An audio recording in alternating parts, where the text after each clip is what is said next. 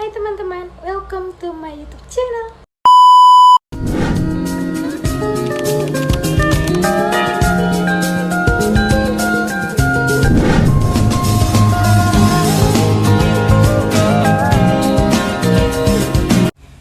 Assalamualaikum warahmatullahi wabarakatuh. Sebelumnya perkenalkan, nama saya Yunanda Endiani Divana Adela dengan NIM 616081523024. Baik, di sini saya akan mempresentasikan tentang enzimatik dan non-enzimatik browning demi memenuhi mata kuliah ilmu bahan pangan.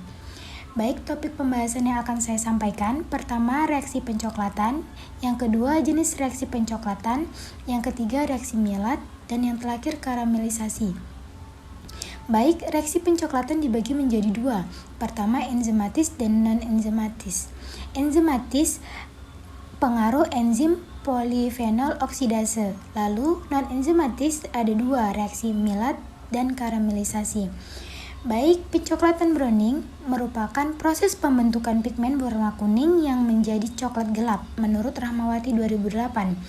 Pembentukan warna coklat dipicu oleh reaksi oksidase yang dikatalisis oleh enzim fenol oksidase atau polifenol oksidase. Kedua, enzim ini dapat mengkatalisis oksidase senyawa fenol menjadi quinon dan kemudian dipolimerasi menjadi pigmen melanin yang berwarna coklat menurut Mardiah tahun 1996. Baik, selanjutnya ada jenis reaksi pencoklatan. Ada dua, browning enzimatis dan browning non-enzimatis. Jadi, jika browning enzimatis itu substrat untuk PPO dalam tanaman biasanya asam amino, tirosin, dan komponen polifenolik seperti katekin, asam kafeat, pirokatekol, dan asam klorogenat yang biasanya terjadi pada buah dan sayur yang tersusun atas senyawa fenolik. Lalu ada pencoklatan enzimatis terjadi karena adanya pengaruh enzimatik polifenol oksidase. Baik, selanjutnya ada browning non-enzimatis. Pada reaksi non-enzimatis tidak melibatkan peran enzim. Dalam beberapa pencoklatan memperbaiki kenampakan dan cita rasa pangan serta hasil olahannya. Baik, selanjutnya ada contoh browning enzimatis. Ada tiga, ada apel, ada kulit langsat, dan kentang.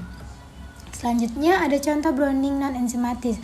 Ada roti bakar, kopi, dan ayam goreng. Baik, ini merupakan proses terjadinya enzimatis ya teman-teman. Selanjutnya di sini saya akan mengambil contoh terjadinya enzimatis pada apel. Gambar di samping adalah salah satu contoh terjadinya browning enzimatis pada apel. Reaksi pencoklatan terjadi secara enzimatis di mana ketika jaringan buah apel rusak karena sayatan atau gigitan, maka senyawa fenolik yang ada pada buah mengalami oksidasi dengan bantuan polifenol oksidase sebagai katalis yang menyebabkan perubahan warna menjadi kuning kecoklatan. Baik, selanjutnya itu ada pengaruh browning enzimatis. Pencoklatan enzimatis pada makanan biasanya tidak diinginkan karena merusak kualitas penampilan buah atau sayur itu sendiri. Walaupun pencoklatan enzimatis tidak terlalu dipengaruhi rasa dari bahan pangan tersebut. Selanjutnya pencegahan browning enzimatis. Ada tiga, pertama itu pengurangan oksigen atau penggunaan antioksida. Yang kedua, pemanasan untuk menginaktivasi enzim-enzim.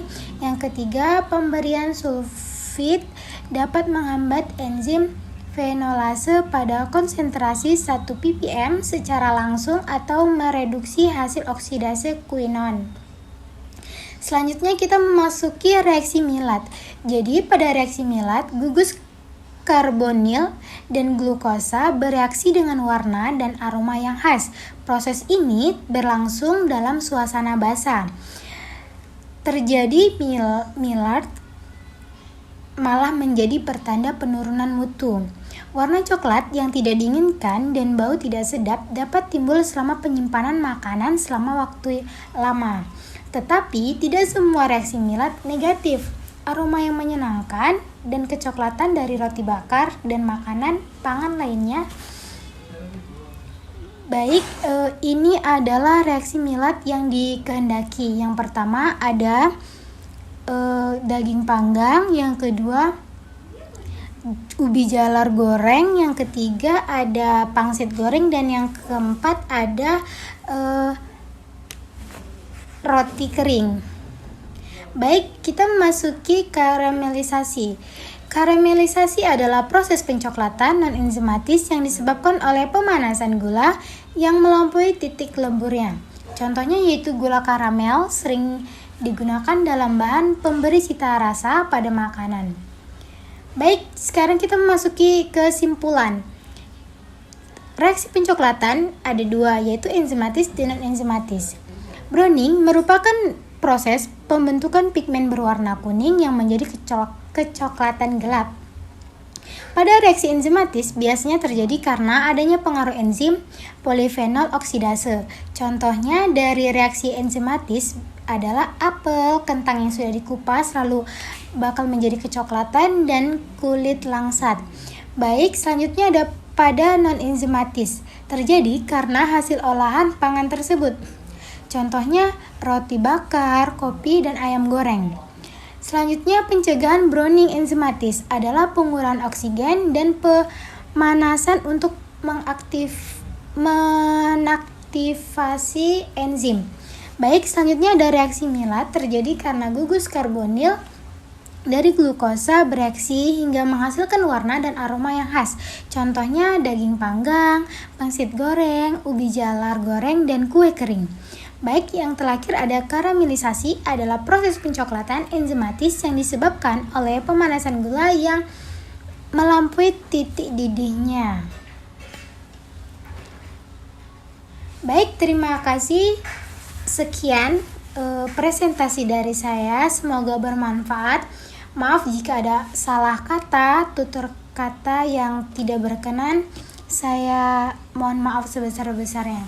Sekian, terima kasih. Saya ucapkan wassalamualaikum warahmatullahi wabarakatuh.